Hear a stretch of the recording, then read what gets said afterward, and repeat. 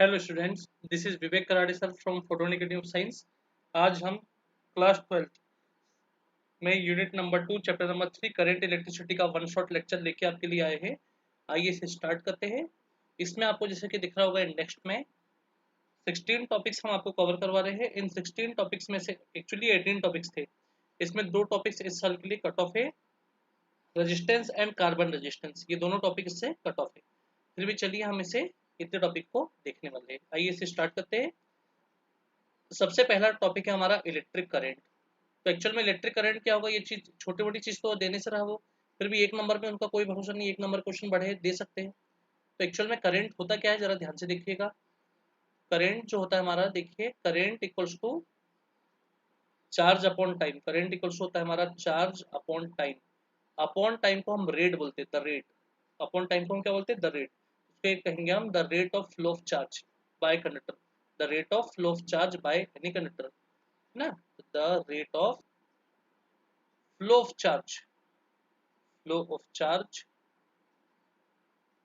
by any conductor is called current. Current by conductor. Okay, ये आपको clear होना चाहिए, ये आप समझ जाना चाहिए इसको आपको। अब हम आगे बढ़ते हैं। देखिए करंट की ऐसे यूनिट, तो आई ऐसे unit. Current I equals to होता है क्यू अपॉन टी। चार्ज को कहते हैं कुलाम, टाइम का सेकंड, कुलाम अपॉन सेकंड को हम कहते हैं एम्पियर। कुलाम अपॉन सेकंड को हम कहते हैं एम्पियर, या कुलाम्स इनटू सेकंड इनवर्स को हम कहेंगे ampere.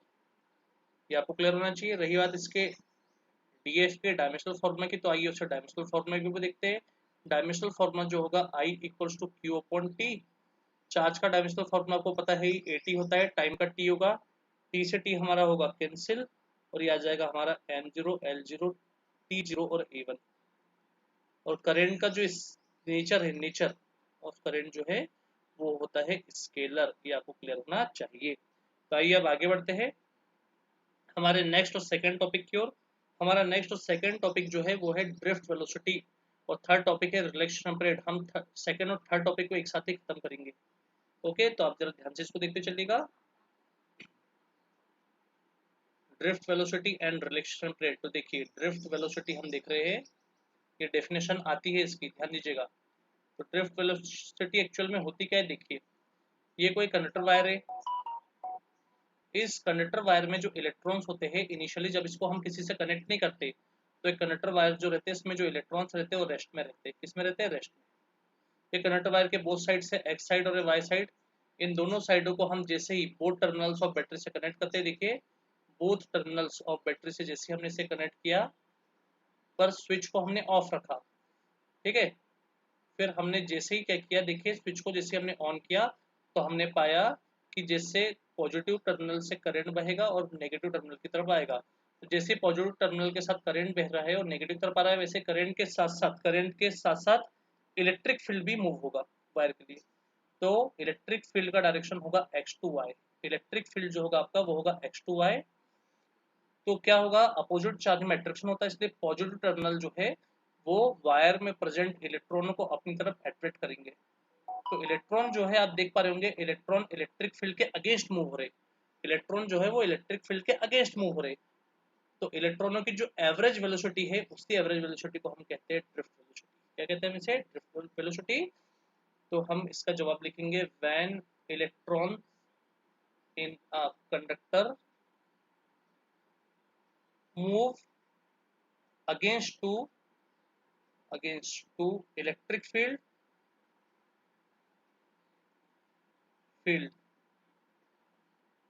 by average velocity is called drift velocity। जब इलेक्ट्रॉन इलेक्ट्रिक फील्ड के अगेंस्ट मूव होते हैं एवरेज वेलोसिटी के साथ, तो इसी एवरेज वेलोसिटी को हम कहते हैं ड्रिफ्ट वेलोसिटी। इसे शो किया जाता है वीडी से, और इसकी जो एस यूनिट आपको बुक में नहीं मिलेगी, पर आपको पता होनी चाहिए, एस यूनिट वेलोसिटी की मीटर पर सेकंड होती है। और डायमेंशनल फॉर्मूला जो होगा वो होगा मीटर का एल, सेकंड का टी, तो ये हो जाएगा M zero L one T minus one. ये आपकी ड्रिफ्ट वेलोसिटी खत्म होती है। आप इसे ध्यान से देखते चलिएगा। आगे अब हमारा नेक्स्ट टॉपिक है रिलेक्शन पीरियड। तो आइए रिलेक्शन पीरियड को भी स्टडी करते हैं। देखिए हमारा जो नेक्स्ट टॉपिक है वो है रिलैक्सेशन पीरियड। ओके देखिए क्या होता है एक्चुअल में रिलैक्सेशन पीरियड। जब इलेक्ट्रॉन कंडक्टर वायर से फ्लो होते हैं, जरा ध्यान दीजिएगा, जब इलेक्ट्रॉन कंडक्टर वायर से फ्लो होते हैं तो शुरू में उसका पोटेंशियल स्लो रहता है। शुरू में पोटेंशियल क्या रहता है, स्लो पोटेंशियल रहता है ना, स्लो पोटेंशियल। और अचानक से अगर उसका पोटेंशियल इंक्रीज हो तो पीछे से इलेक्ट्रॉन फास्ट आते हैं और फास्ट आते से वो सामने वाले से टकराते हैं। सेम चार्ज में रिपल्सन होने के कारण इलेक्ट्रॉन फिर पीछे जाते, रिपेल होते, फिर जाके और टकराते हैं। तो उनके एक बार देखिए, एक बार आएगा स्लो मोशन वाले से, एक बार आएगा फास्ट वाला टकराएगा, फिर रिपेल होकर पीछे जाएगा, फिर और आके टकराएगा। तो उनके दो टक्करों के बीच में जो शॉर्टेस्ट टाइम इंटरवल है उसी को हम कहते हैं रिलैक्सेशन पीरियड। उसी को हम कहते हैं रिलैक्सेशन पीरियड। ये आपको क्लियर होना चाहिए। तो क्या होगा रिलैक्सेशन पीरियड, रिलैक्सेशन पीरियड होगा आपका shortest time interval between two collisions of electrons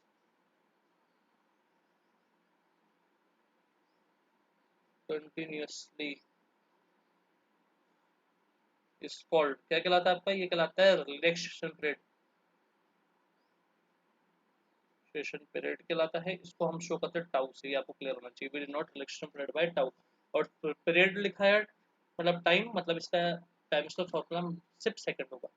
S unit second और टाइम का फॉर्मूला केवल सेकंड के लिए क्या होगा, m0 l0t, और इसकी एस यूनिट होगी सेकंड। ये बुक में नहीं है फिर भी आपको पता होना चाहिए एस यूनिट इसकी। आगे बढ़ते हैं हम। हमारा जो नेक्स्ट टॉपिक है देखिए, ड्रिफ्ट वेलोसिटी हमने देख ली, करंट देख लिया हमने, ड्रिफ्ट वेलोसिटी देख लिया, रिलेक्शन पीरियड देख लिया। अब हम देख रहे हैं formula of drift velocity. Okay तो आइए स्टार्ट करते हैं फॉर्मूला ऑफ ड्रिफ्ट वेलोसिटी को। तो फॉर्मूला ऑफ ड्रिफ्ट वेलोसिटी जो स्टार्ट हो रही है देखिएगा उससे। तो सबसे पहले फॉर्मूला ऑफ ड्रिफ्ट वेलोसिटी को करने के लिए हमें जरूरत होगी एक कंडक्टर वायर की। लिख देते हैं हम यहाँ पे formula of drift velocity. Formula of drift velocity हम स्टार्ट करें, जरा ध्यान देते हुए चलेगा। तो ये क्या है देखिए, कोई कंडक्टर वायर है। इस कंडक्टर वायर का जो नाम है वो एक्स वाई है। इसमें इलेक्ट्रॉन्स रेस्ट में है। ओके, वायर को जब हमने कनेक्ट किया बैटरी के पॉजिटिव से और नेगेटिव टर्मिनल से, पर की का स्विच अभी हमने ऑफ रखा है। जब ये पूरा कनेक्शन हो गया फिर हमने क्या किया, की के स्विच को ऑन किया। तो की के स्विच को ऑन करते से ही इलेक्ट्रॉन इलेक्ट्रिक फील्ड के अगेंस्ट मूव होने लग गया। इलेक्ट्रॉन क्या होगा, इलेक्ट्रिक फील्ड के अगेंस्ट और करंट के पैरेलल मूव होने लग गए। ये आपको क्लियर होना चाहिए। तो एक्स वाई वायर की जो लेंथ है वो आपको दिखना चाहिए, एक्स वाई वायर की लेंथ एल है। कितनी वायर की लेंथ एल, ये आपको क्लियर होना चाहिए। तो अब हम इसे स्टार्ट कर रहे हैं, जरा ध्यान दीजिएगा। इन गिवन फिगर क्या होगा, इन गिवन फिगर ध्यान देंगे आप लोग, एक्स वाई इक्वल्स टू होगा a conductor wire, X Y conductor wire है। सिंस एक्स वाई वायर जो है उसकी लेंथ एल है, ये आपको क्लियर होनी चाहिए। ओके, और इलेक्ट्रॉनों की जो एवरेज वेलोसिटी है, जो इलेक्ट्रॉन एवरेज वेलोसिटी से जा रहे हैं वो वीडी है। तो वीडी इक्वल्स टू होगी average velocity, velocity of electron, आपको क्लियर होना चाहिए। आगे बढ़ते हैं। सिंस आपको पता होगा, जरा ध्यान दीजिएगा बहुत अच्छे से, ये चीज आप समझ पाएंगे। इलेक्ट्रिक फोर्स यूनिट वन में आपने पढ़े होंगे, electric field intensity E equals to F upon Q. तो इलेक्ट्रिक फोर्स जो आपका होगा वो क्यूई होगा। क्या होगा आपका, QE. But for electron, electron के लिए जो आपका एफ होगा, ये ई होगा, तो आपका क्यू जो होगा वो माइनस ई में बच जाएगा। क्यू जो रिप्लेस होगा वो किसमें होगा, माइनस ई में। इलेक्ट्रॉन के लिए चार्ज माइनस ई में रिप्लेस हो जाएगा। तो एफ बराबर हो जाएगा माइनस ई, ये आपको क्लियर होना चाहिए। बट एफ इक्वल्स तो एम ए होता है।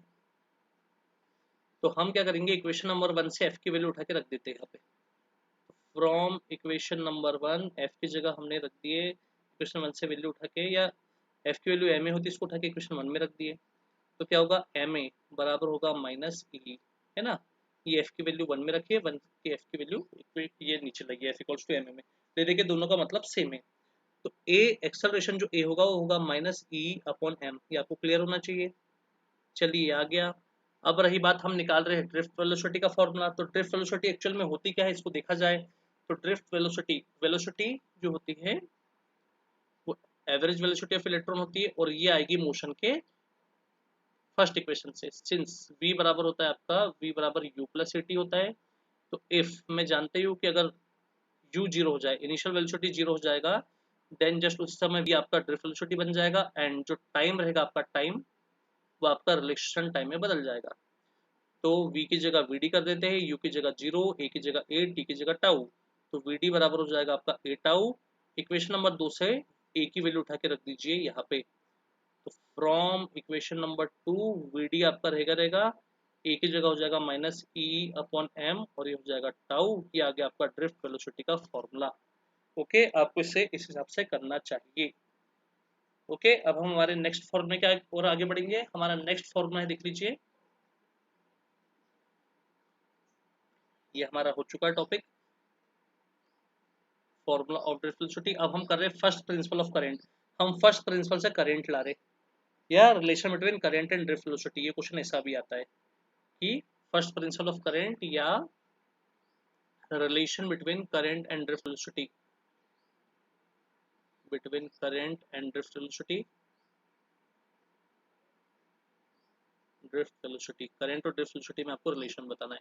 ठीक है, चलिए इसे स्टार्ट करते हैं। तो देखिए, अगर ये क्वेश्चन बड़े नंबर का आता है तो मैं तो आपको एडवाइस दूंगा कि आप सबसे पहले ड्रिफ्ट वेलोसिटी का फॉर्मूला निकाल ही दीजिए, जो ये है। जब भी निकालेंगे आप ड्रिफ्ट वेलोसिटी का फॉर्मूला, फिगर, डिस्क्रिप्शन सब सेम इतना कर दीजिएगा। ओके, 3 नंबर में आएगा ही वैसे भी क्वेश्चन, तो आप इतना कर दीजिएगा, कोई प्रॉब्लम नहीं। अब उसके बाद आगे बढ़ते हैं हम, देखिए जरा ध्यान से। तो हम निकाल रहे हैं फर्स्ट प्रिंसिपल। देखिए student, first principle of current के लिए भी आपको फिगर ये सेम टू सेम ही बनाना है, और डिस्क्रिप्शन भी आपको सेम टू सेम देना ही होगा कि ऐसा ऐसा होता है करके। ओके, अब चलिए हम फर्स्ट प्रिंसिपल ऑफ करंट निकाल रहे हैं। तो सबसे पहले आपको बताना चाहिए करंट का ही फॉर्मूला क्या होता है। करंट का फॉर्मूला आई इक्वल्स टू, आज ही पढ़े, क्यू अपॉन टी होता है। ये आ गया हमारा इक्वेशन 1। बट जो टोटल चार्ज होगा, टोटल चार्ज क्यू जो होगा वो होगा, मैं ये कह सकता हूँ कि जो कंडक्टर एक्स वाई में जो टोटल चार्ज बह रहा है, मैं ये कह सकता हूँ क्या कि एन इलेक्ट्रॉन्स फ्लो हो रहे पूरे वॉल्यूम से, एक एन इलेक्ट्रॉन फ्लो हो रहे पूरे वॉल्यूम से, ऐसा लिख सकता हूँ।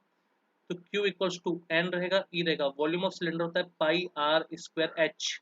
तो एच की जगह मुझे यहाँ पे लेंथ लेना पड़ेगा, क्योंकि खड़ा रहता तो हाइट, आड़ा है इसलिए लेंथ, इसलिए हो जाएगा आपका एल। अब सिंस आप जानते हैं एरिया ऑफ बेस जो होता है पाई आर स्क्वायर, वो हमेशा ए होता है, एरिया ऑफ बेस। तो Q इक्वल्स हो जाएगा एन ई, ये होगा एल, Q बराबर होगा एन ई एल। ओके, ये आपका चार्ज आ गया। अगला आप लोग एक चीज जो जानते हैं, सिंस स्पीड, स्पीड का फॉर्मूला, स्पीड बराबर क्या होता है, या वेलोसिटी का लगा दीजिए। चलिए, वेलोसिटी बराबर होता है डिस्प्लेसमेंट अपॉन टाइम। तो वेलोसिटी मतलब ड्रिफ्ट वेलोसिटी, डिस्प्लेसमेंट मतलब एक्स वाई, और टाइम मतलब टी। तो टाइम टी ऊपर जाएगा, एक्स वाई के अपॉन में आएगा वी डी, और एक्स वाई की वैल्यू तो आपको पता ही है, एक्स वाई की वैल्यू एल है, तो एल अपॉन हो जाएगा वी डी, है ना। तो टी और क्यू की वैल्यू उठा के मैं रखने वाला हूँ इक्वेशन नंबर 1 में। तो from equation number 1 I equals to Q upon T.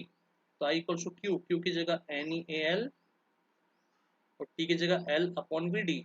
L से एल कट गया, वी डी पलट के ऊपर आएगा आपका, तो आई बराबर हो जाएगा N E A V D. यही है फर्स्ट प्रिंसिपल ऑफ करंट।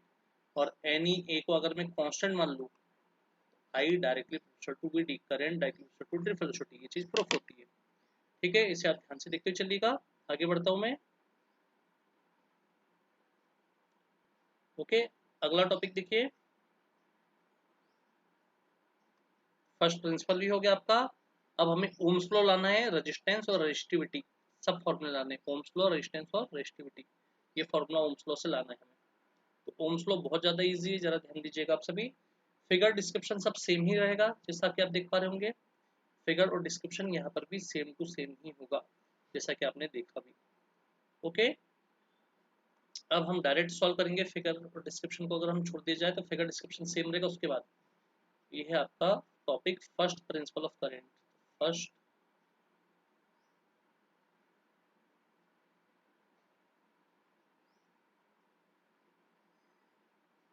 देखिए, फर्स्ट प्रिंसिपल ऑफ करंट हम कर रहे हैं, इसको सॉल्व देखिएगा। तो फर्स्ट प्रिंसिपल ऑफ करंट क्या होगा, देखिए सबसे पहले आपको पता है पूरा फिगर डिस्क्रिप्शन आप लिख दीजिएगा और लिखेंगे since we know that relation between current and drift velocity. तो रिलेशन बिटवीन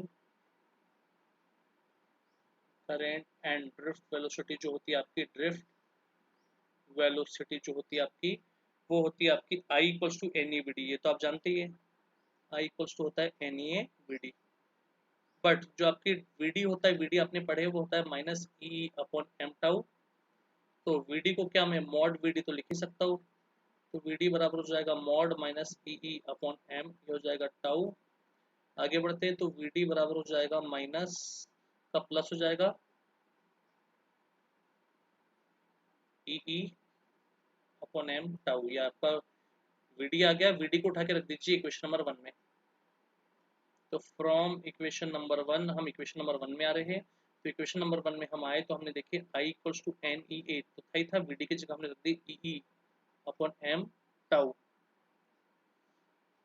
तो आई यहाँ पे है ही, एन इंटू एन हो जाएगा आपका, एन रहेगा ई इंटू ई हो जाएगा ए स्क्वायर ए टाउ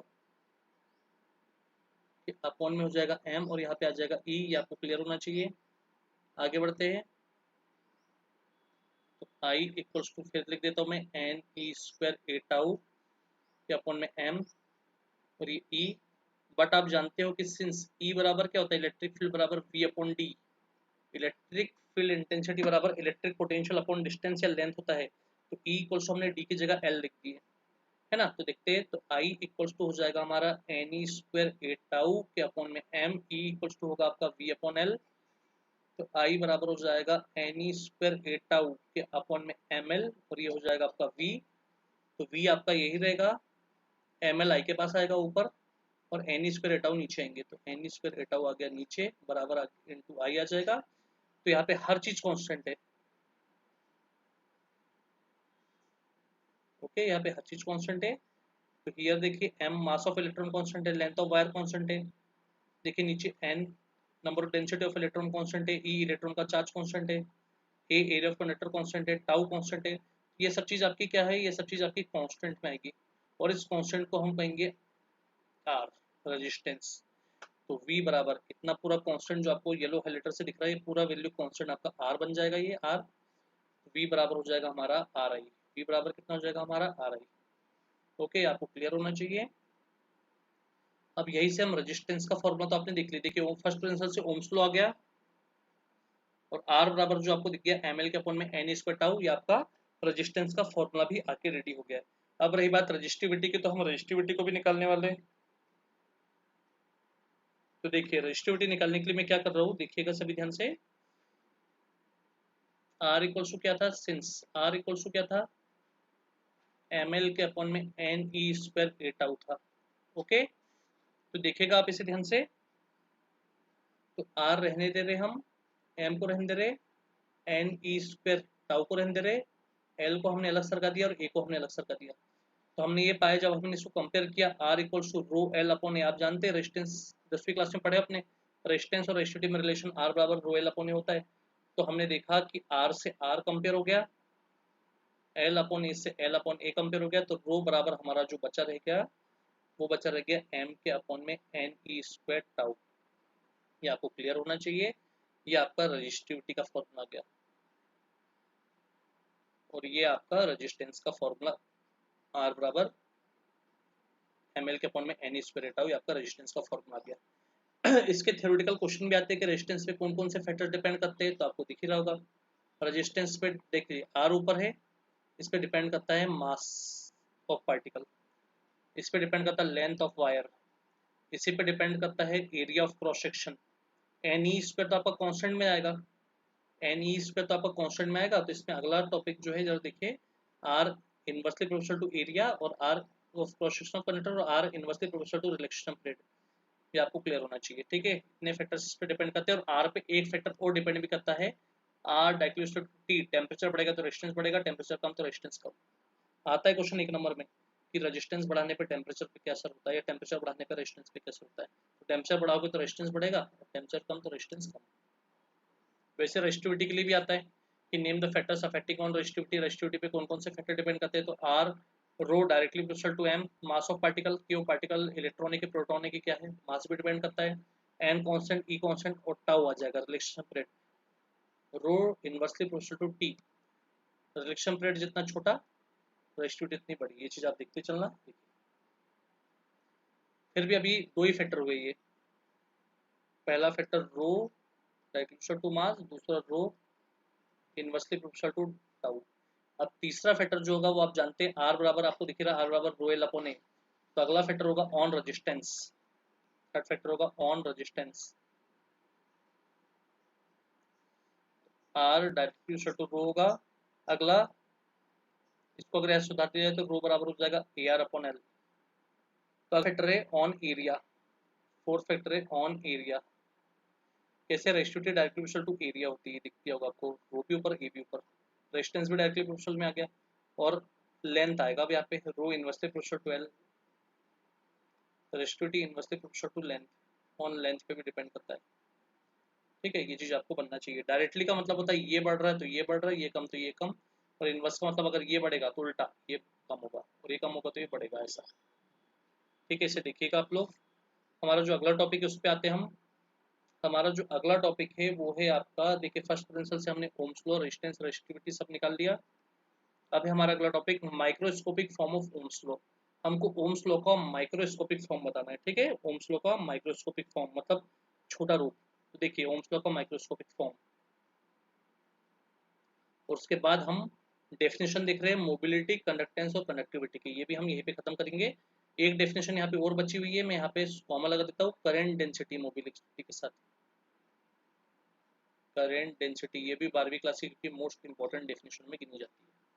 ठीक है, मोबिलिटी एंड करंट डेंसिटी, चलिए देखते हैं अब इससे।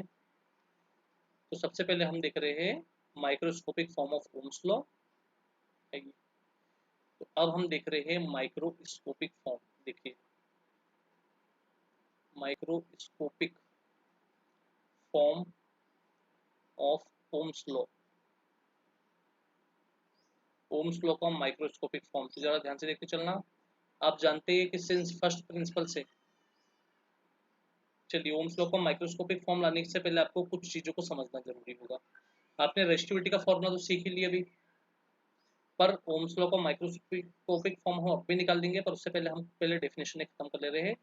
कंडक्टेंस, कंडक्टिविटी और करंट डेंसिटी और मोबिलिटी, ये चारों डेफिनेशन खत्म करते हैं, फिर उसके बाद हम इस पेज पे वापस आएंगे, क्योंकि उन्हीं की मदद से ओम्स लॉ का माइक्रोस्कोपिक फॉर्म निकलेगा। कंटेंट थोड़ा सा जैसा बुक के हिसाब से था हमने वैसे ही कराया आपको, पर इससे थोड़े से आप बाद में समझ पाओगे, इसलिए पहले आपको पहले समझ लेना चाहिए टॉपिक सीक्वेंस है, उसके बाद ही आपको first microscopic form of Ohm's law देखने के लिए मिलेगा। तो देखिए सबसे पहले हम देख रहे हैं डेफिनेशन करंट डेंसिटी की। करंट डेंसिटी की, तो देखिए करंट डेंसिटी क्या होता है। करंट डेंसिटी देखिए, ये कोई कंडक्टर वायर है, इससे आई करंट फ्लो रहा है, कितना करंट फ्लो रहा है, आई करंट, और इसका area of cross section A है। तो करंट डेंसिटी जो होगी, जरा ध्यान दीजिए, current density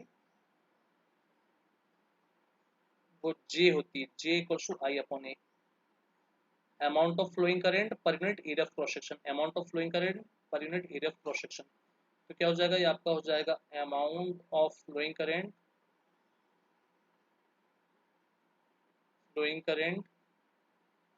per unit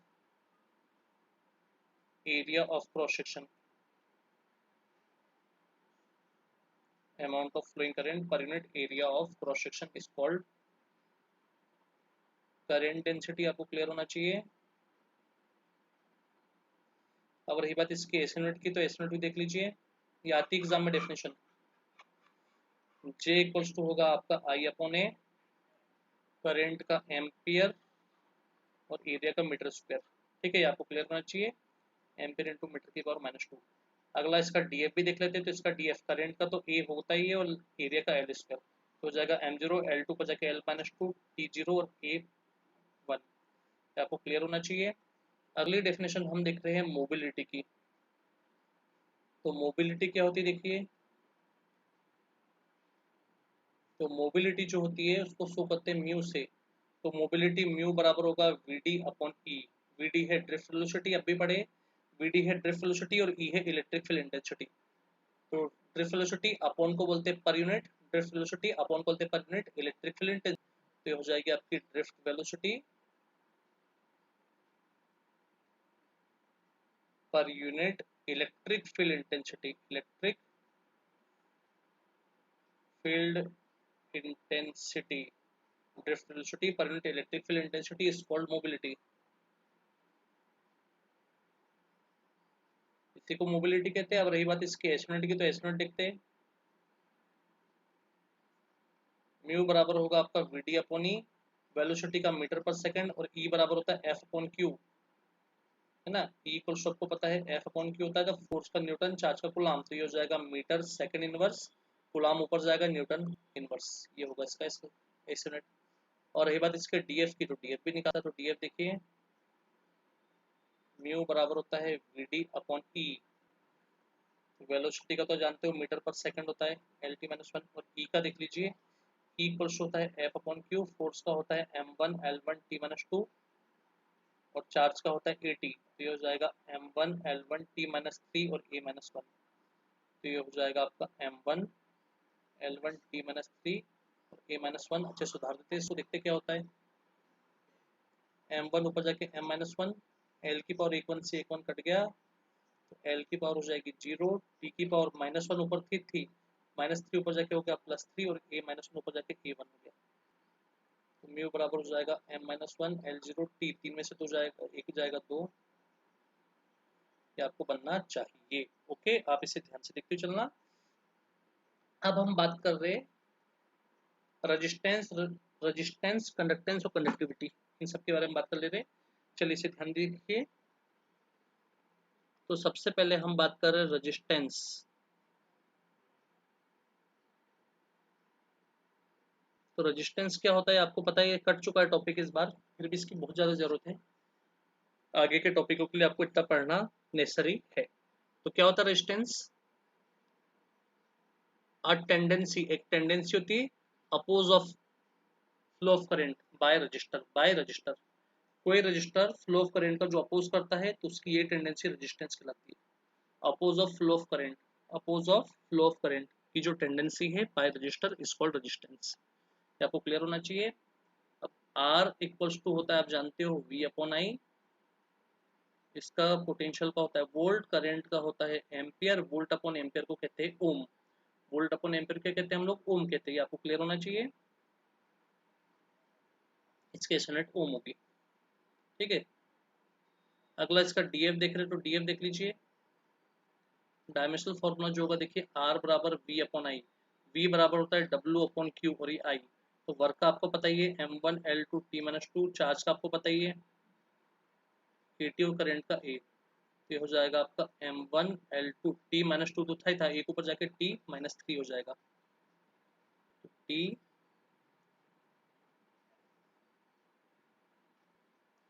minus three, और ए वन ए टू ऊपर जाके ए माइनस टू, ये आपका क्या गया डायमेंशनल फॉर्मूला आ गया। आप इसको ध्यान से देखें।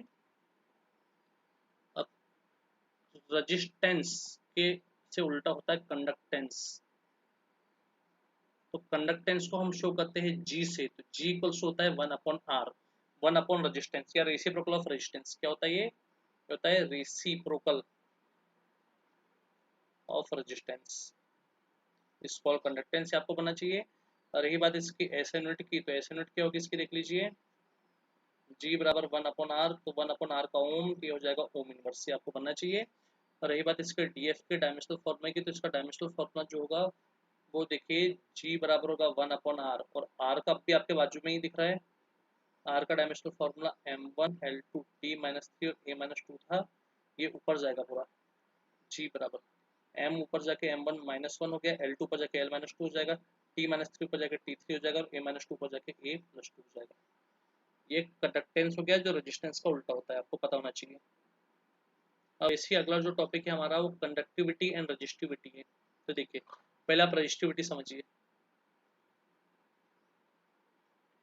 तो रजिस्टिविटी क्या होता है आप जानते हैं, यहीं पे बाजू में ही करूंगा मैं कंडक्टिविटी को, ताकि यही समझाने में सुविधा हो। देखिए रजिस्टिविटी क्या होता है, आप जानते हो 10वीं क्लास से आप पढ़ते आ रहे हो कि R directly proportional to L होता है और R inversely proportional to A होता है। तो जब दोनों को मिला दिया जाए तो R directly proportional to L upon A हो जाता है, मतलब R डायरेक्टली हट के रो लग जाता है कांस्टेंट, L अपॉन A हो जाता है, तो rho is a constant is called resistivity कहलाता है। तो रो इक्वल्स टू क्या होगा आपका कांस्टेंट इज कॉल्ड रेजिस्टिविटी। तो रो बराबर हो जाएगा आपका AR अपॉन L। रो बराबर क्या हो जाएगा आपका AR अपॉन L, ये आपको क्लियर होना चाहिए। आगे बढ़ते हैं ऐसे यूनिट पे। तो रो बराबर हो जाएगा AR अपॉन L, एरिया का मीटर, रेजिस्टेंस का ओम, एरिया का मीटर, उसका रेजिस्टेंस का ओम और लेंथ का मीटर, मीटर से मीटर कट गया, ये हो जाएगा ओम मीटर। और रही बात इसके डीएफ तो डायमेंशनल फॉर्मूला, तो डायमेंशनल फॉर्मूला भी देख लीजिए। ओम किसका आया, ओम आया रेजिस्टेंस का, और रेजिस्टेंस का क्या होता है, रेजिस्टेंस का होता है M1 L2 T-3 A-2 और लेंथ का L, तो इसको अच्छे से लिख देते हैं, ये हो जाएगा M1 L2 और L1 हो जाएगा L3 T-3 और A-2, ये आपका रेजिस्टिविटी का डायमेंशनल फॉर्मूला आ गया। अब रही बात कंडक्टिविटी की, तो कंडक्टिविटी को भी हम देखते हैं। तो कंडक्टिविटी रजिस्टिविटी की उल्टी होती है। कंडक्टिविटी को शो करते हैं सिग्मा से, सिग्मा बराबर होगा 1 अपॉन रो, रो मतलब रजिस्टिविटी है ना। तो क्या हो जाएगा, reciprocal of resistivity is called conductivity, आपको क्लियर होना चाहिए। अब रही बात इसकी एस यूनिट की, तो एस यूनिट हम देखने वाले हैं। तो एस यूनिट क्या होगी देखिए, सिग्मा बराबर 1 अपॉन रो, तो ये हो जाएगा रो का ओम इंटू मीटर, तो ओम ऊपर आके ओम इनवर्स, मीटर ऊपर आके मीटर इनवर्स हो जाएगा आपका। और रही बात डीएफ की, तो रजिस्टिविटी का जो आया उसको नीचे लिख दीजिए, M1 L3 T-3 और A-2 करिए इसको ऊपर। अब M1 ऊपर जाके M-1, L3 ऊपर जाके L-3, T-3 ऊपर जाके T3 और A-2 ऊपर जाके A2, बस ये आपको बनना चाहिए। यहाँ पे हमारे बहुत से टॉपिक समाप्त हो गए, देख लीजिए अब ध्यान से। यहाँ पे हमने पढ़ लिया है मोबिलिटी, करंट डेंसिटी, कंडक्टेंस और कंडक्टिविटी, ये सब हमने पढ़ चुके हैं। अब हमारा बचा है microscopic form of Ohm's law, तो अब हम ओम्स लॉ के माइक्रोस्कोपिक फॉर्म कर सकते हैं। आइए, तो हमने जो जगह छोड़े थे microscopic form of Ohm's law, हम वहाँ पे आते हैं और करते हैं इसे सॉल्व। तो देखिए, सबसे पहले आपको पता होना चाहिए first principle of current. Since first principle of current जो होता है, ऑफ करंट जो होता है हमारा, वो होता है I equals to N E A V D, I equals to N E V D होता है, ये आपको क्लियर होना चाहिए।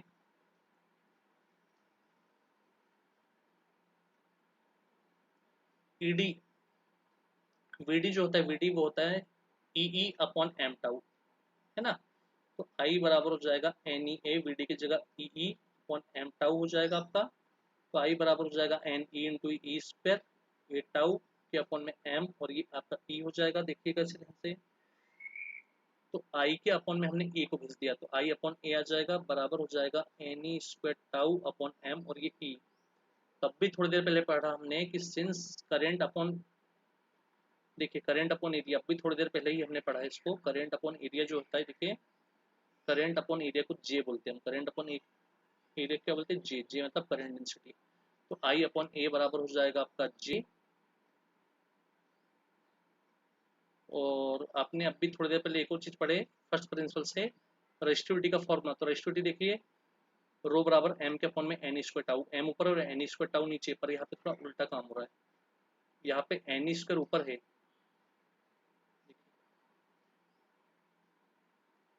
यहाँ पे एन स्क्वायर ऊपर है और एम नीचे है। तो आपको पता होना चाहिए एम के अपॉन में अपने अभी पढ़े थे एन स्क्वायर टाउ जो रहता है वो आपका रो रहता है। तो देखिए आई अपॉन ए जे हो जाएगा, एम के अपॉन में एन स्क्वायर टाउ रो होता है, और यहाँ पे तो उल्टा है, एन स्क्वायर ऊपर है टाउ और एम नीचे है, तो हो जाएगा 1 अपॉन रो, और ये क्या हो जाएगा आपका ई रहेगा आपका। 1 upon resistivity is called conductivity sigma, तो जे इक्वल्स हो जाएगा सिग्मा ई, यही है microscopic form of Ohm's law. क्या है ये, microscopic form of Ohm's law, यही ओम्स लॉ का माइक्रोस्कोपिक फॉर्म है, आपको ये बनना चाहिए। ओके, आप इसे ध्यान से देखते हुए चलिएगा। अब हम आते हैं हमारे नेक्स्ट क्वेश्चन की ओर। हमारा जो नेक्स्ट टॉपिक है वो देखिए, बस हम कोशिश करेंगे कि एक ही वीडियो लेक्चर में ये पूरा खत्म हो जाए, देखिएगा इसे ध्यान से। तो आइए इसे स्टार्ट करते हैं आगे का टॉपिक। तो microscopic form of Ohm's law भी हमारा हो चुका है। अब हमारा जो टॉपिक है वो है छोटा सा टॉपिक है सुपर कंडक्टिविटी। ये सिर्फ एक नंबर की मामूली सी डेफिनेशन है कि what do you mean by super conductivity. Super conductivity actual में होता क्या है ना, देखिएगा। तो सुपर कंडक्टिविटी क्या है जरा देखिए, फिर सेल वाला टॉपिक थोड़ा सा बड़ा टॉपिक है, उसको भी देखना होगा हमें। देखिए तो सुपर कंडक्टिविटी क्या है, देखिए ये है सुपर कंडक्टिविटी। तो सुपर कंडक्टिविटी एक घटना है, एन इवेंट, एक घटना है। अब कब की घटना जरा ध्यान से देखिए, जब हम रजिस्टिविटी वर्सेस टेम्परेचर कर्व खींचते हैं। जब हम क्या खींचते हैं, रजिस्टिविटी वर्सेस टेम्परेचर कर्व। तो एक डेफिनेट एब्सोल्यूट टेम्परेचर पे, एक एब्सोल्यूट टेम्परेचर पे, टेम्परेचर की डेफिनेट वैल्यू पे हर मेटल अपनी रेजिस्टिविटी को लॉस कर देती है। हर मेटल अपनी रेजिस्टिविटी, देखिए रेजिस्टिविटी लॉस हो रही है, एरो नीचे जा रहा है। एक एब्सोल्यूट टेम्परेचर पे, एक डेफिनेट टेम्परेचर पे every metal losses their resistivity, then the event is called super conductivity. एक डेफिनेट टेम्परेचर पे जब कोई भी मेटल अपनी रेजिस्टिविटी को लॉस कर दे तो इसी घटना को हम कहते हैं सुपर कंडक्टिविटी। तो क्या हो जाएगा, an event in which at a definite temperature when every metals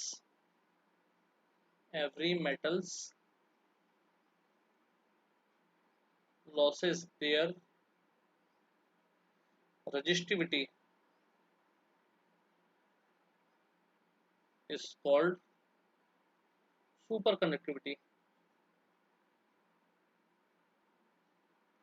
ठीक है, एक घटना जिसमें एक डेफिनेट टेम्परेचर पर जब हर मेटल अपनी रेजिस्टिविटी को खो दे तो इसी को हम कहते हैं सुपर कंडक्टिविटी। इसकी स्टडी सबसे पहले केमरलिंग ओन्स नाम के साइंटिस्ट ने की थी। ये चीज आपको क्लियर होना चाहिए, केमरलिंग ओन्स। हालांकि तो ज़्यादा डीप में आता नहीं है, ये सिर्फ एक आध नंबर की डेफिनेशन या ग्राफ आ सकता है बस। अगला टॉपिक है हमारा सेल पे बेस्ड। तो आइए उस सेल के पे बेस्ड टॉपिक को कंप्लीट करते हैं। सेल पे बेस्ड टॉपिक हम देखने वाले हैं, इसे ध्यान से देखिएगा आप सभी। और फिर कॉम्बिनेशन ऑफ सेल्स, सेलों के कॉम्बिनेशन के बारे में पढ़ना है, फिर किरचॉफ्स लॉ लिखना है। चलिए देखते हैं। तो हमारे नेक्स्ट टॉपिक पे हम आगे बढ़ते हैं। हमारा नेक्स्ट टॉपिक है सेल। सेल क्या है, सेल से फ्लो होने वाले करंट को हमको बताना होगा। ओके चलिए तो देखिए, हमारा जो नेक्स्ट टॉपिक है वो है cell. What do you mean by cell, और सेल से करंट जो फ्लो होता है वो आपको बताना है। तो सेल क्या होता है,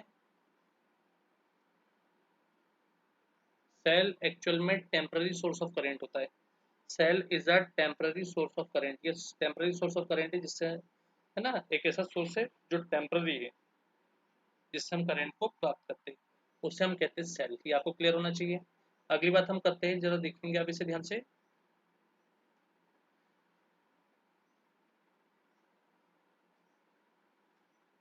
देखिए होता कैसे, इसमें दो टर्मिनल होते हैं और एक इंटरनल रेजिस्टेंस लगा रहता है। दो टर्मिनल आपको दिख रहा होगा, प्लस माइनस, और एक इंटरनल रेजिस्टेंस लगा रहता है। ये दोनों टर्मिनलों के बीच में जो ईएमएफ, दोनों टर्मिनलों के बीच में ईएमएफ होता है। क्या होता है, ईएमएफ। ये चीज आपको बनना चाहिए, देखिएगा आप इसे ध्यान से। ठीक है, तो सेल क्या है, एक टेम्पररी सोर्स ऑफ चार्ज है, ये आपको बनना चाहिए। अब करंट बाय सेल हम देख रहे हैं। तो देखिए सेल को हमको जोड़ना पड़ता है किसी एक्सटर्नल रेजिस्टेंस के साथ। एक्सटर्नल रेजिस्टेंस मतलब आप जिस भी अप्लायंस में सेल को लगाते हो वो बन जाता है आपका एक्सटर्नल रेजिस्टेंस। वो आपका टॉर्च हो सकता है, वो आपकी वॉच हो सकती है, घड़ी हो सकती है घर की, वो आपके खिलौने हो सकते हैं, टॉयज हो सकते हैं ना, कुछ भी हो सकता है। तो है ना, टॉर्च हो सकता है, कुछ भी हो सकता है, टॉर्च, घड़ी, खिलौने, उसको हम एक्सटर्नल रेजिस्टेंस बोलते हैं। करंट हमेशा पॉजिटिव से बेहतर, कहाँ बेहतर, नेगेटिव की तरफ।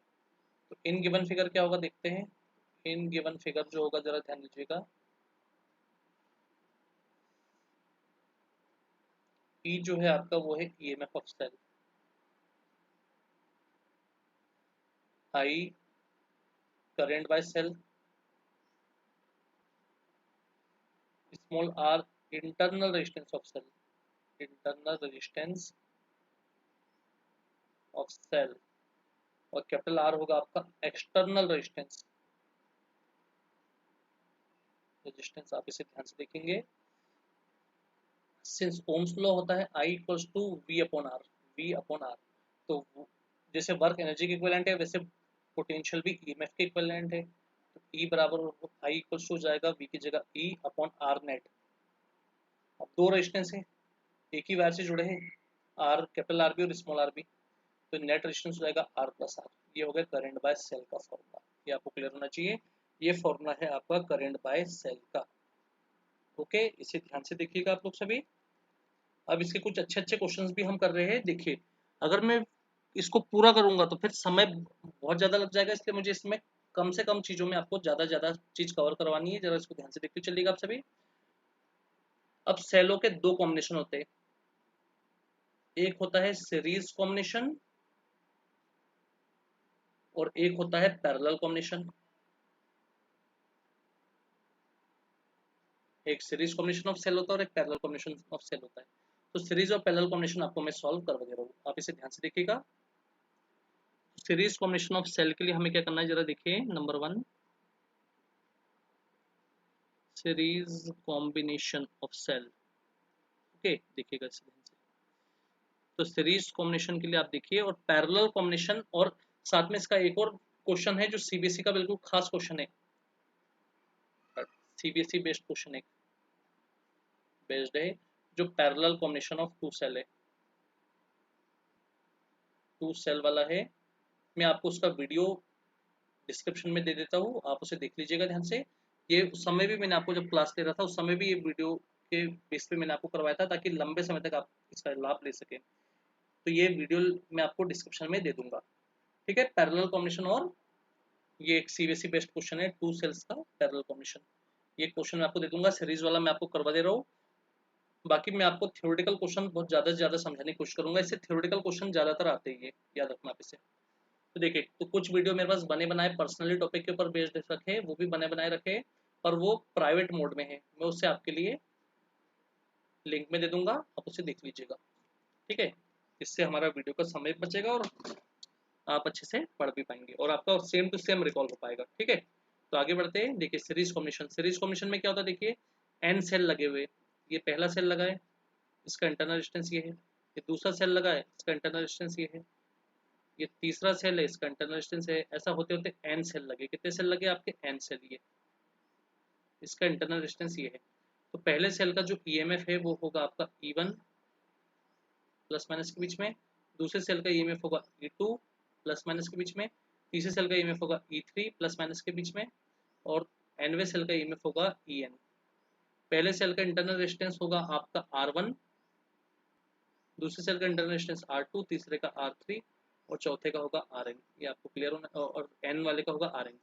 अब हमें क्या करना होगा, इन सबको जब हम मिला देंगे तो ये हमारा बन जाएगा सेल। ये सेल 1 हो गया, ये स्ट्रक्चर हो गया सेल 2, ये स्ट्रक्चर हो गया सेल 3, ये स्ट्रक्चर हो गया सेल N। ये आपको क्लियर होना चाहिए। तो इसे हम मिला देते हैं, जोड़ देते हैं एक्सटर्नल रेजिस्टेंस से, तो एक्सटर्नल रेजिस्टेंस ये हो गया। ये सीरीज कॉम्बिनेशन को आप लोग कहीं भी यूज कर सकते हो, मेरा जहाँ तक ख्याल आप इसको टॉर्च में यूज करते होंगे, एक के पीछे एक सेल जोड़ते हो, वॉकमैन के पीछे यूज करते हो आप इसे। कई सेल और कई टॉर्च सीरीज कॉम्बिनेशन पे काम करते हैं, ये चीज आपको करना चाहिए। कई टॉर्च आपके सीरीज कॉम्बिनेशन वाले रहते हैं, घर के कई खिलौने भी सीरीज कॉम्बिनेशन वाले। तो चलिए आगे बढ़ते हैं, देखते क्या होता है। तो डिस्क्रिप्शन में ओरली बोल रहा हूँ, आप ओरली लिखेंगे और समझेंगे। In given figure E1, E2, E3 dash dash ENR, EMF of N cells, N सेलों की EMF है, small r1 comma small r2 comma small r3 comma dash dash small rn। R internal resistance of N cells, capital R आपका external resistance है। अब मैं direct आगे बढ़ रहा हूँ। सिंस I इक्वल्स टू होता है E upon R net, E upon R net होता है ना। ये टोटल EMF लिख देता हूँ, टोटल EMF लिख देता हूँ। चलिए, total EMF upon total resistance, equation number 1। अब EMF जो टोटल है वो देखते हैं कितना होता है। देखिए, एक सेल का EMF E1, दूसरे सेल का EMF E2, तीसरे सेल का EMF E3, ऐसे करते करते N सेल लगे, तो N सेलों का EMF आपका NE हो जाएगा। वैसी नौबत है जैसे एक पेन का प्राइस 5 रुपए, तो 10 पेन का प्राइस 10 इंटू 5 50 रुपीज। वैसे एक सेल का EMF E, तो N सेलों का NE है ना। ये आपका EMF हो गया। अब रही बात इसके रजिस्टर, ठीक है, आपका जो टोटल EMF आ गया वो NE आ गया। अब टोटल रेजिस्टेंस जो रहेगा R नेट, वो आपका होगा, देखिए कैपिटल R एक्सटर्नल रेजिस्टेंस हो रहेगा, साथ में इंटरनल का डैश, तो R। अब N सेलों के साथ N रेजिस्टेंसों का भी सीरीज कॉम्बिनेशन है। सीरीज कॉम्बिनेशन आप जानते हो, R बराबर R1 plus R2 plus R3 होता है, तो ये हो जाएगा आपका NR। तो हम इसको उठा के इक्वेशन नंबर 1 में आएंगे, तो फ्रॉम इक्वेशन 1 जो हमारा होगा वो होगा आई के अपॉन में ई नेट होगा एन ई, और आर नेट जो होगा वो हमारा वो होगा R plus R dash, R plus R dash. ये आपको क्लियर होना चाहिए, होगा आर प्लस आर डैश। चलिए आगे बढ़ते हैं। तो आई इक्वल्स टू, फिर आगे आना पड़ेगा हमें, आई इक्वल्स टू एन ई के अपॉन में आर प्लस आर डैश, और आर डैश की वैल्यू जो है हमारी आर डैश वो हमारा रहेगा एन आर। तो आई इक्वल्स टू होगा हमारा एन ई के अपॉन में R plus N R. Okay, ये आपका करंट बाय सेल आ गया है। अब करंट बाय सेल के बाद हमें क्या करना है, तो ये हमारा करंट का फॉर्मूला के सीरीज कॉम्बिनेशन के लिए अब यहाँ पे केस लगते हैं। तो केस वन जो होगा हमारा, उसमें क्या करना है हमें, कैपिटल आर को डिनोमिनेटर के लिए बस केस लगता है, कैपिटल आर को ग्रेटर देन दिखाना है एनआर से। और केस नंबर 2 जो है उसमें हमें एनआर को ग्रेटर देन दिखाना है किससे, आर से। ठीक है, ये चीज देखना। तो जो चीज फिजिक्स में जो चीज छोटी होती है वो जीरो हो जाती है, एन आर नेग्लेबल हो जाती है, जीरो हो जाती है, और यहाँ पे capital R equals to zero हो जाएगा। रख दीजिए, तो आई इक्वल्स टू हो जाएगा एन ई के अपॉन में आर आपका रहेगा, एन आर जीरो हो जाएगा, और यहाँ पे आई इक्वल्स टू एन ई रहेगा रहेगा कैपिटल आर जीरो हो जाएगा एन आर। तो ये आपका I equals to N E upon R और I equals to E upon small R. ये आपका सीरीज कॉम्बिनेशन का फॉर्मूला खत्म होता है पैरेलल का। और जो सीबीएसई का बिल्कुल खास क्वेश्चन एक है ना, जिसके बारे में डिस्कशन होते रहता है, वो क्वेश्चन को मैं वीडियो के डिस्क्रिप्शन में लिंक दे रहा हूँ, आप इसे ध्यान से देखिएगा। ठीक है, चलिए आगे बढ़ते हैं। तो देखिए, सेल और सेल से फ्लो होने वाला करंट हमने आपको बता दिया। कॉम्बिनेशन ऑफ सेल का कुछ भाग मैंने आपको कराया, कुछ भाग वीडियो लेक्चर अटैच कर रहे हैं, अटैच उसमें आप देखिएगा, क्योंकि वीडियो ज़्यादा बड़ा बन जाता है फिर अपलोड करने में उतना ही ज़्यादा समय लगता है, क्योंकि डाटा अभी रिकॉर्डर में भी डाटा लग रहा है और इसको अपलोड करने में भी डाटा लगेगा। क्योंकि रिकॉर्डर में इसलिए डाटा लग रहा है अभी क्योंकि वीडियो कंप्रेस हो रहा है, फिर कंप्रेस होता है बहुत लंबा समय लगता है, फिर अपलोड करने में कम से कम आधा एक घंटा तो अपलोड करने में लग जाता है उसके साइज के अकॉर्डिंग। चलिए अब देख रहे हैं किरचॉफ्स लॉ। ओके, अब हम देख रहे हैं किरचॉफ्स लॉ। आइए किरचॉफ्स लॉ को स्टार्ट करते हैं। आइए अब हम स्टार्ट करते हैं किरचॉफ्स लॉ। तो किरचॉफ्स लॉ एक्चुअल में होता क्या है, देखिए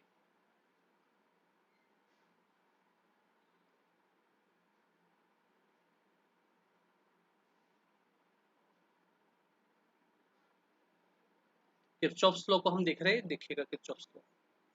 तो किरचॉफ के दो लॉ होते हैं। पहला लॉ होता है लॉ ऑफ जंक्शन, इसको मैं थोड़ा बारीकी से बता रहा हूँ, देखिएगा ध्यान से।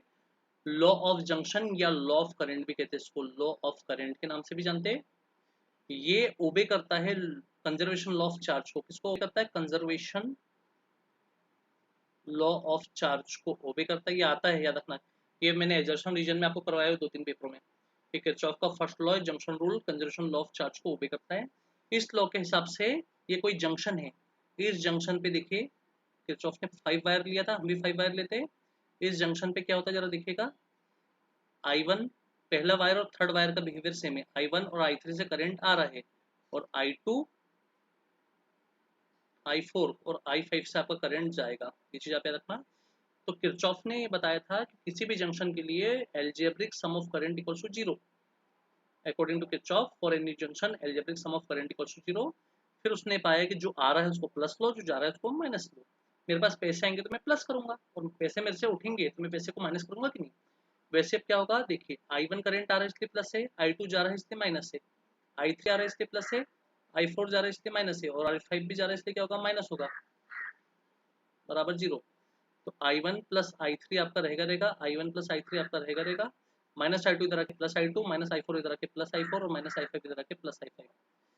तो ये होगा algebraic sum of incoming current, बराबर ये हो जाएगा algebraic sum of outgoing current. तो किरचॉफ का फर्स्ट लॉ के हिसाब से algebraic sum of incoming current equals to algebraic sum of outgoing current होता है। किरचॉफ का जो सेकंड लॉ होता है, सेकंड लॉ जो होता है किरचॉफ का, वो होता है आपका law of voltage. Law of voltage भी होता है, इसको law of conservation of energy भी कहते हैं, law of conservation of energy के नाम से भी जानते हैं, ये चीज आप याद रखिएगा। इस लॉ के हिसाब से किसी क्लोज लूप के लिए algebraic sum of potential equals to zero, ये भी सही है। और न्यूमेरिकल के लिए algebraic sum of potential equals to algebraic sum of EMF, ये भी सही है। आप इसे ध्यान से देखते चलेगा। इसके जो न्यूमेरिकल्स हैं मैं आपको डिस्क्रिप्शन बॉक्स में दे दे रहा हूँ, न्यूमेरिकल्स पूरे न्यूमेरिकल जो है शुरू से लास्ट तक के मैं आपको डिस्क्रिप्शन में दे रहा हूँ, आप उस न्यूमेरिकल्स को देख लिया करिए। ओके, आगे बढ़ते हैं अब हम। हमारा नेक्स्ट टॉपिक है, देखिए किरचॉफ्स लॉ तो हमारा हो गया है।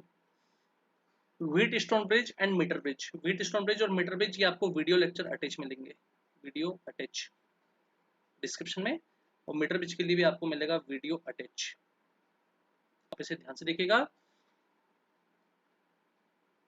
और अगला वाला जो है देखिए पोटेंशियोमीटर, और पोटेंशियोमीटर के आपके दो है ना, एक है EMF of two cells compare करना, और एक है इंटरनल रेजिस्टेंस ऑफ सेल।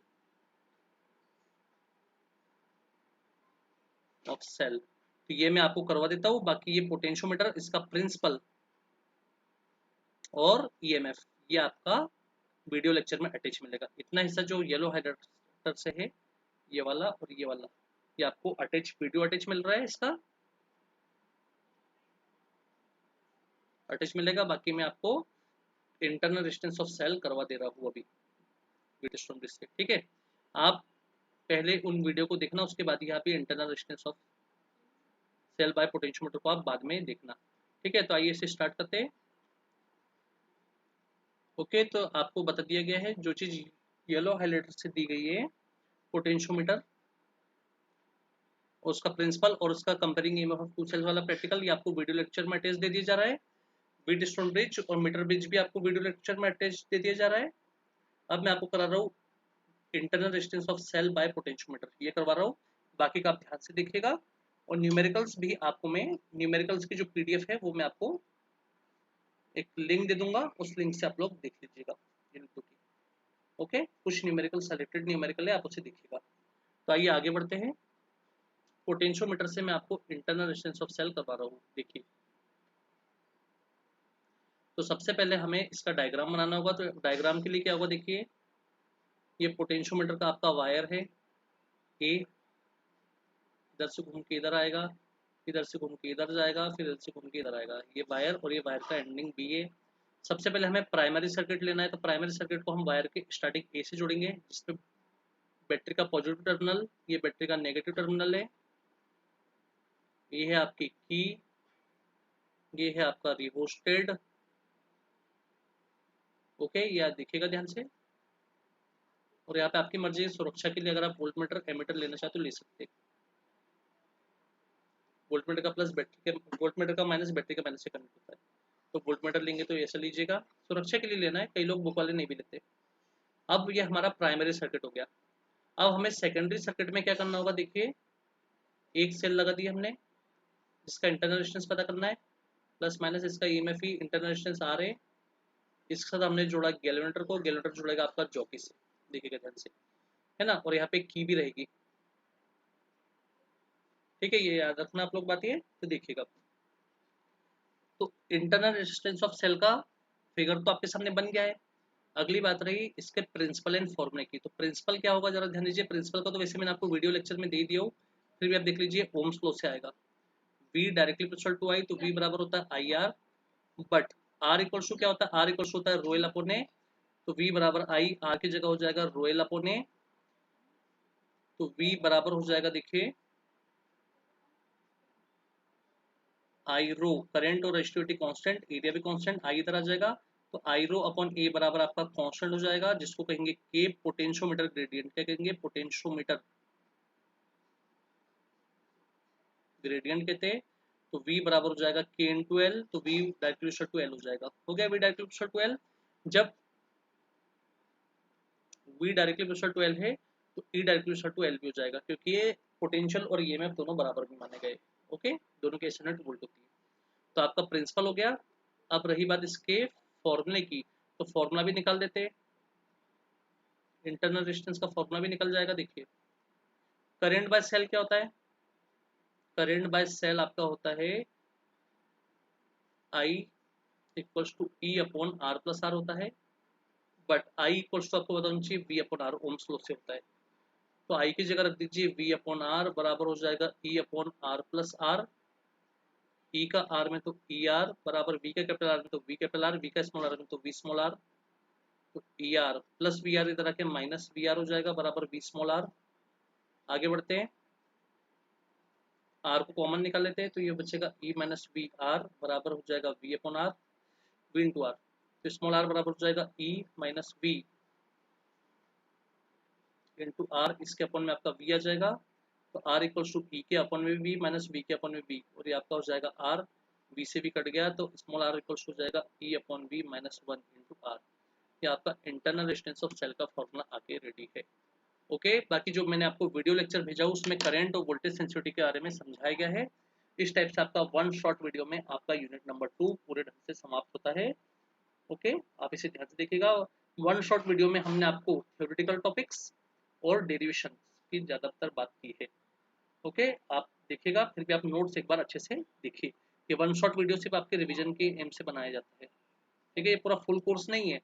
अगर ऐसा रहता तो 10 दिन में 10 वन शॉट वीडियो बन के कोर्स खत्म हो जाता, पूरे साल भर हमें पढ़ने की जरूरत नहीं होती, पर ये आपके रिवीजन के लिए बनाया गया है, आप इसे ध्यान से देखते हुए चलिए। ठीक है, बाकी के जो जो चीज़ मैंने यहाँ पे बताया हुआ आपको, इस चीज़ को मैं अटैच कर दे रहा हूँ, जैसे कि कॉम्बिनेशन ऑफ टू सेल्स का पैरेलल कॉम्बिनेशन, व्हीटस्टोन ब्रिज उसका principle formula, meter bridge principle formula, potentiometer का comparing image of two cells with current sensitivity and voltage sensitivity, ये मैं भेज दे रहा हूँ, आप इसे ध्यान से देखिए। उम्मीद है कि आप इस वीडियो को अच्छे से पढ़ेंगे और अच्छे से इसका लाभ लेंगे। ठीक है।